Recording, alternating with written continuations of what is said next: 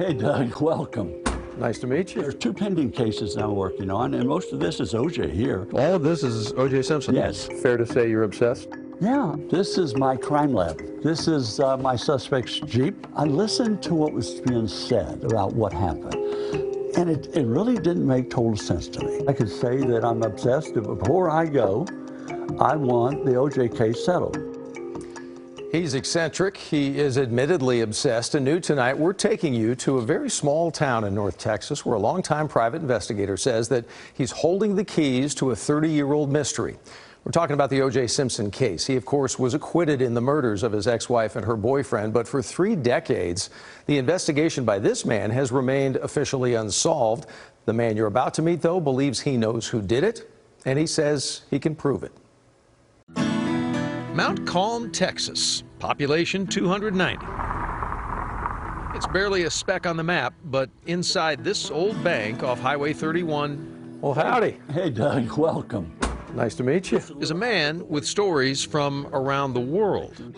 Hiding in the trunk of cars, posing as a doctor, posing as a postman. Bill Deere is a private investigator who has seen it all. And she was just a woman who was out there to cut your throat and get your money. A lifetime on the hunt for answers. And then, 18 years later, I exhumed Oswald's body. And that's the story in itself. You exhumed Oswald's body? His work has even been recognized by the American Police Hall of Fame. At 86, he says he's nowhere near retiring. His office... So what are the items in here? ...is like a museum to crime solving with some bizarre touches. What is with the mannequins on the floor? It's just a joke. Deere says he's investigated many crimes over the decades, like the murder of Missy Beavers and the Black Widow killings in Dallas. But the one case that takes up more room than any other... There are 2 pending cases I'm working on, and most of this is OJ here. And then this one... All of this is O.J. Simpson? Yes. Fair to say you're obsessed with the O.J. Simpson case? That. It's fair to say most of America was obsessed back in the summer of 1994. An estimated 95 million people watched the infamous slow-speed chase.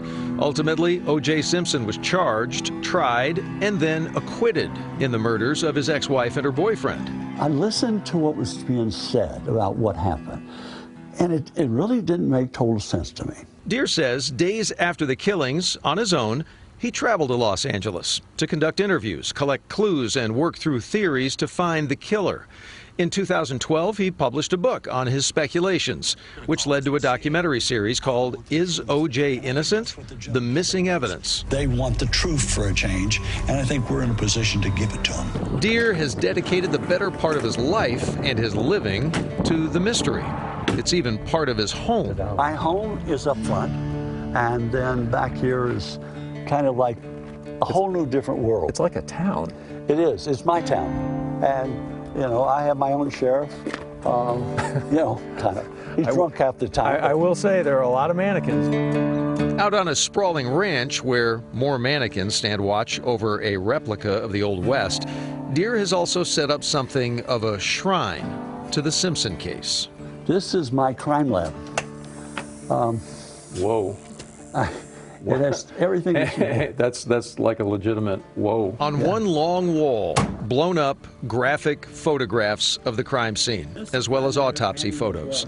Images so graphic we cannot show them on television, but we can show you what he claims to be clues that point to who he believes is the real killer.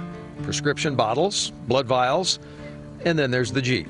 This is my suspect's Jeep that he was driving on the night of the murder. But Deere's biggest claim has to be that here in Mount Calm, Texas, population 290, he has the murder weapon. Are you saying this is the knife that was used? I am saying that. In the killings? This is the knife that was used in murder of Nicole and Goldman. So clearly my first question is, how does a guy in the middle of Texas have that knife? He claims the knife, which he says matches a wound on Nicole Simpson's body, was left in a storage unit that was later auctioned off, and he bought it.